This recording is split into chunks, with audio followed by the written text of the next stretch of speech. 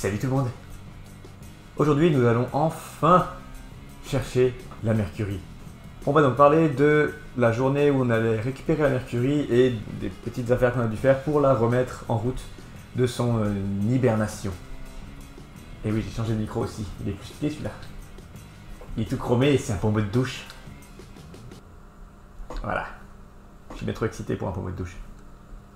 Nous sommes donc partis, moi et ma cocotte, pour aller récupérer et délivrer ma Mercury de son affreux garage froid.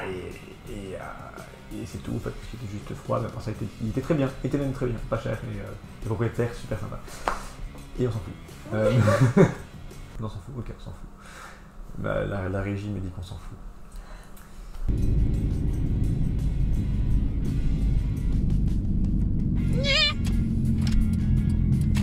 J'ai trop mal dormi cette nuit. T'as trop mal dormi? Ouais. J'arrête pas de me réveiller en fait. Je pense que j'étais trop impatient d'aller chercher la voiture. Oh putain. Sûrement. À ce point. On dirait qu'il va aller l'acheter une deuxième fois, tu sais. Grave, c'est trop même le même feeling. Mais alors je suis trop excité d'y aller, j'ai trop hâte, putain. Pourtant c'est ma voiture déjà, je la connais, je sais qu'elle est à moi, tu sais, c'est bon. Mais ouais, je suis content d'aller chercher quand même. En plus il fait beau. En plus il fait beau, pas trop froid, ça va. J'ai fait le tour un peu de la voiture, savoir si tout était correct, si elle avait passé un bon petit séjour dans ce garage tout le long de l'hiver, donc à peu près 8 mois, un truc dans le genre. Donc tout allait bien, elle avait juste bouffé de la poussière, mais ça c'est normal, elle n'a pas bougé. Donc première étape, déjà on va reconnecter la batterie, parce que ben, ça va être dur de démarrer une voiture sans la batterie en fait. C'est faisable, mais c'est dur. Surtout quand c'est une boîte automatique. Bon, alors, avant toute chose, nous allons voir si la batterie est encore... Il y a un camion dans la rue qui fait du bruit. Si la batterie est encore chargée, c'est encore du jus dedans, parce que sans batterie, ça va être dur de démarrer la batterie. Alors, on va sur quel mode c'est...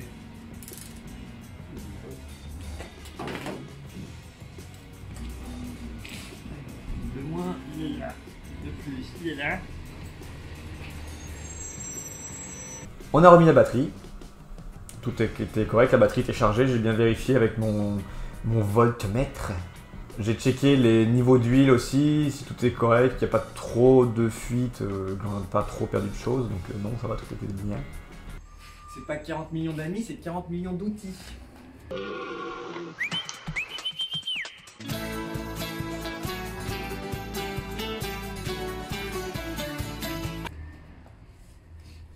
Voilà. Et deux boîtes à outils, plein à moitié, d'outils que j'ai en double ou en quadruple, donc en fait c'est complètement débile. Et bon, je les ai pas payés.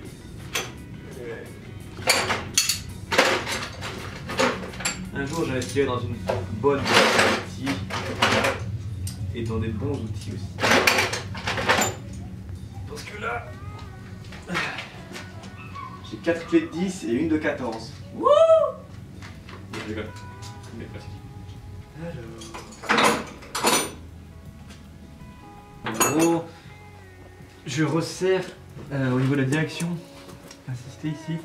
À la base, donc sur une direction assistée, c'est savoir ce qu'on appelle une pièce en caoutchouc qui s'appelle un flector. Et moi, sur ma voiture, en fait, elle a été remplacée il y a très très longtemps parce qu'elle était morte. Mais elle a juste été enlevée en fait. Et le gars, il a bricolé un truc vite fait là pour pouvoir rouler en fait sans le flector. Ce qui fait que ça se dévisse en fait quand je roule. Donc je vais resserrer bien fort. Et comme ça va tenir un petit moment, le temps de revenir sur la maison. Et comme ça, bah, après on réparera ça plus tard. J'ai déjà la pièce, mais j'ai pas les outils qu'il faut pour pouvoir démonter tout ça en fait. C'est ça qui est chiant.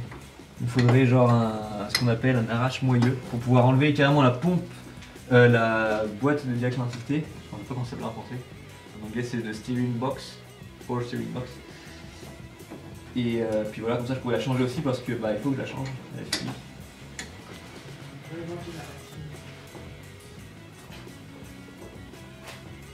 Ce que je vais faire maintenant, je vais remonter l'avant de la voiture pour que les deux roues avant ne touchent pas le sol. Là, je vais pouvoir tourner le volant et resserrer la vis qui est de l'autre côté de la colonne de direction.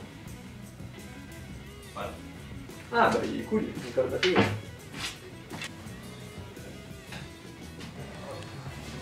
fait bien.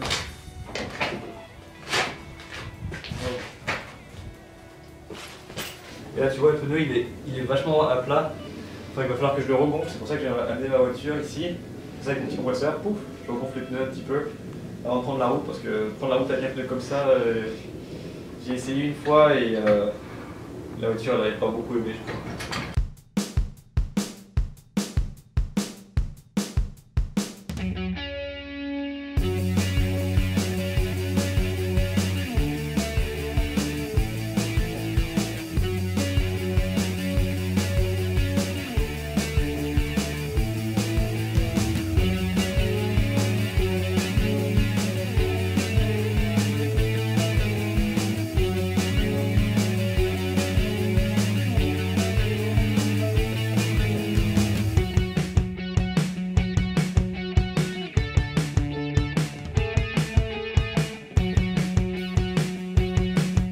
Et ensuite, j'ai changé le carburateur parce que j'avais cet hiver changé tous les joints de mon carburateur d'origine et je me suis dit que ça serait cool de le remettre et qu'il fonctionne et qu'il n'y ait pas de fuite et rien du tout.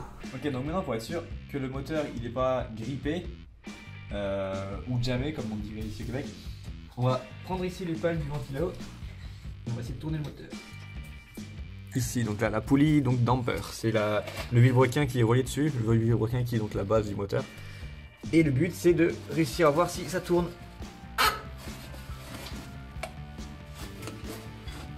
Yes, donc le moteur il tourne, il n'est pas de jamais. Donc anyway, je savais qu'il n'était pas de jamais parce qu'elle roulait l'année dernière.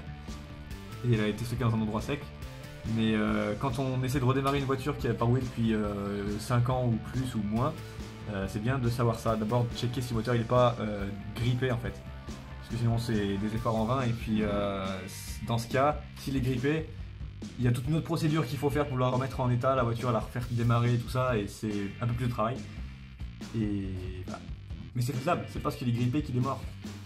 Il y a des voitures qui sont grippées et qui n'ont pas roulé depuis 20 ans et qui finissent par redémarrer avec un peu d'huile de coude et de motivation. Donc voilà. Ok, on enlève le filtre à air maintenant. Pour laisser apparaître le beau carburateur. Et donc ça c'est un carburateur qui est sur une Ford Mustang à la base. Mustang de 72 je crois, si je m'en rappelle bien. Et c'était sur un 302 surtout. Et à cette époque là je pensais que c'était un 302 que j'avais, mais en fait c'est un 351. Donc on va enlever ce carburateur parce que de toute façon je crois qu'il est déjà jamais dans le caca. Et on va mettre le carburateur que j'ai nettoyé qui est le carburateur d'origine de la voiture. Donc du 351. Voilà, c'est parti. On voit pas grand chose, on va enlever les vis qui sont là. On a 4, une là, une là, une là, une là qui maintiennent le carburant en place. Ensuite on va enlever les hoses de vacuum, les tuyaux d'air.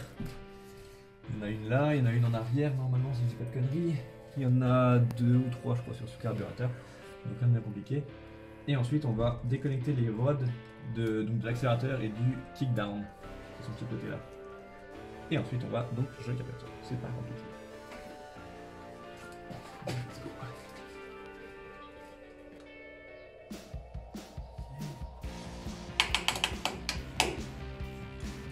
Caché d'ailleurs les kickdown. Je vais d'ailleurs enlever présentement. C'est important de ne pas perdre les pièces que tu démontes. Parce que sinon, quand tu vas vouloir démonter la voiture, si tu manques des pièces, elle va tourner sur 3 pattes. Ou pas tourner du tout. Alright. Allez, lâche-moi toi. Oh putain, j'ai fait un trou dans mon T'es sérieux? pas grave, Jésus quoi. Fais voir. Check là. Mais non. C'est pas grave, ça fait une aération. Faut pas avoir trop chaud. Attends, la dernière vis, elle va être de ce côté là. Alright. Ah, et yo, tu vas pas me faire un truc de ce côté, ça c'est bon là. Faut que je fasse gaffe à ces ressorts. Ok, donc maintenant le carburateur est complètement déconnecté. Il y a juste ici ça à enlever. Ça en fait c'est le tube d'aspiration d'air. Alors de vacuum on appelle ça en anglais ou en québécois. Je sais pas comment on appelle ça en français, je m'en rappelle plus. Et en gros c'est le système de vacuum qui est relié ici à la tête d'allumeur. Donc important de ne pas oublier de rebrancher si tu veux que ta voiture fonctionne. Maintenant, on va enlever la durite ici. Essence, il y en a un petit peu qui risque de couler sur le moteur, mais c'est pas grave. Donc là, on passe à l'étape ultime, enlever le carburateur. Donc maintenant que tout est décroché, il devrait juste sortir gentiment, sans faire d'histoire. Exactement. Donc voilà. Il est quand même propre encore. Je pense que ce soit encrassé et mis à bugger autant. Je pense que là je voulais limiter. Ou juste que j'avais de l'essence dégueulasse dans mon réservoir. Ça aussi c'est fort probable. J'espère qu'il a fonctionné parce que j'ai fait aucun réglage dessus. J'ai juste remplacé les joints qui étaient morts. Et il y avait déjà quand même beaucoup de boulot. Ça, la vente de l'image, c'est bon, c'est déjà.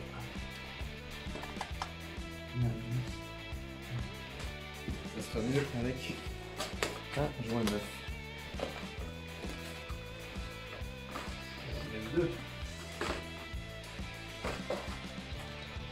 Faut que j'enlève ça, cette pièce-là. Et cette pièce, en fait, c'est une espèce de spacer. Et c'est ça. Il est très usé, voire complètement mort en fait. Et faut le remplacer au bout d'un moment parce que sinon bah, c'est plus étanche en fait, ça fait n'importe quoi et pas très bien, très bien. Et en fait je l'ai mis parce qu'il allait avec l'autre carburateur donc de la Mustang, avec le spacer. Et le carburateur d'origine il n'avait pas ça, donc je vais le remettre en configuration d'origine avec un vrai joint de carburateur normal, celui-là. Et puis voilà, simplement, ça devrait peut-être mieux fonctionner pour la voiture, je pense aussi. Voilà, donc là le joint y est mis. Maintenant, on met ça là. Tac. On rebranche le vacuum, parce que sans ça, la voiture elle va faire n'importe quoi. On rebranche la l'essence parce que sans ça, la voiture elle va pas démarrer. J'ai trop hâte de la démarrer, puis de la sortir du garage et de rouler jusqu'à la avec son moteur qui fait. Un truc important de faire qu'il va falloir que je change, c'est j'ai une dialyse de frein qui est hyper rouillée en fait. Et j'ai eu ce problème là sur le GMC Sonora juste avant. Et en fait, bah, au bout d'un moment, quand tu freines, bah, t'as ta durite qui explose et t'as plus de frein. Et quand ça arrive sur la route, c'est pas rigolo. Moi ça m'est arrivé, j'étais sur un parking donc c'est bon, j'étais safe là. Mais c'est ça, il va falloir changer très prochainement pour être safe. Ça et donc la direction assistée qui coule et qui c'est chiant quoi.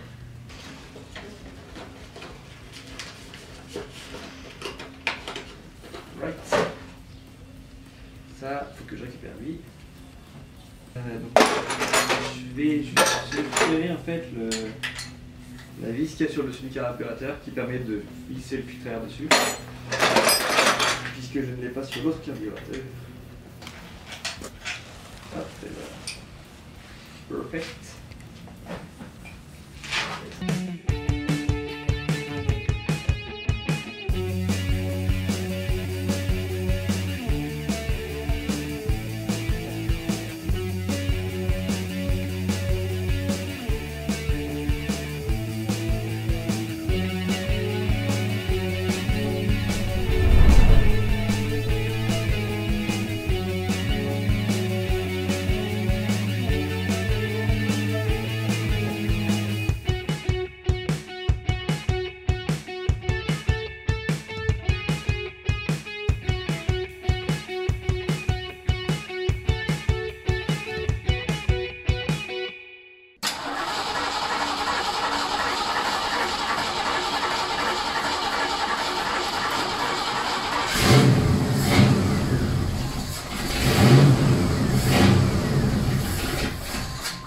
Au moment de redémarrer la voiture, je me suis rendu compte que en fait, toujours autant une grosse fuite à la même place, à la pompe de reprise, et ça fuit, mais encore plus qu'avant que je la démonte finalement.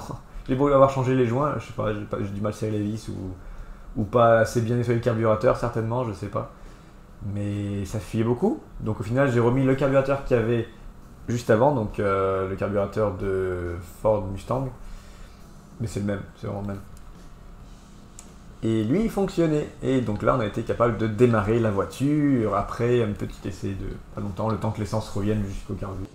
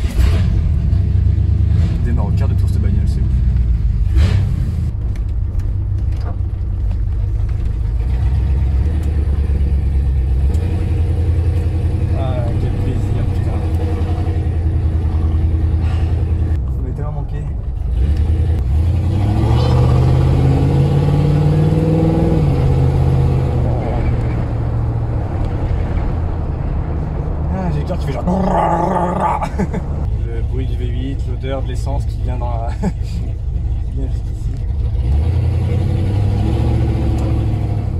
Ah là là, j'ai hâte de la remettre en état, là, de la direction, de faire en sorte qu'elle soit mieux là, parce que c'est vrai que je sens que par moment elle est un peu dure. Améliorer ça, comme ça, une bonne direction assistée, bien l'américaine, bien souple. Parce que là, par rapport en droit, c'est ça. Elle est dure, puis elle tourne un peu à droite la voiture, je sens. Ah là là là là là. Et pourtant, c'est pas une voiture hyper puissante, c'est un 350, 351 que j'ai dedans, avec carburateur de corps. Donc c'est pas un four de guerre, c'est surtout très coupleux, mais justement, c'est vraiment kiffant. Le couple et tout ça. Bon. On va dire ce qui est, la voiture est plutôt lourde aussi, je sais pas exactement combien elle fait, mais je pense qu'elle doit faire une bonne tonne 5 facile, peut-être même un peu plus. Donc c'est clair que le moteur il force pas mal pour pouvoir l'avancer, même si c'est un V8, donc il y a plutôt de la patate, enfin de la coupe. Et c'est trop kiffant.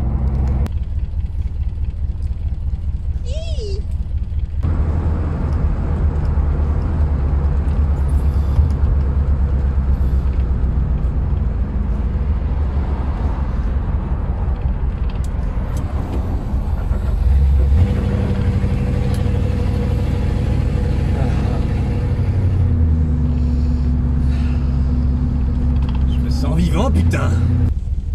Ça fait trop bien, j'ai l'impression de me dégrasser les poumons. C'est comme si j'avais fait un petit footing là, tu sens que tu respires, ça fait du bien là et tout ça. Bah, c'est pareil, c'est comme.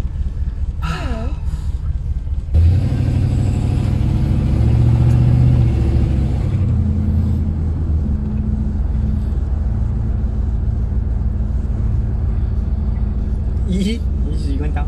T'es content? Je suis contente. Oui. Très content. Et ensuite on a pu sortir la voiture du garage sans trop de complications malgré le gabarit et reprendre la route jusqu'à la maison. Voilà, j'ai sorti mon joujou et je suis content. Aïe, ça fait mal en fait.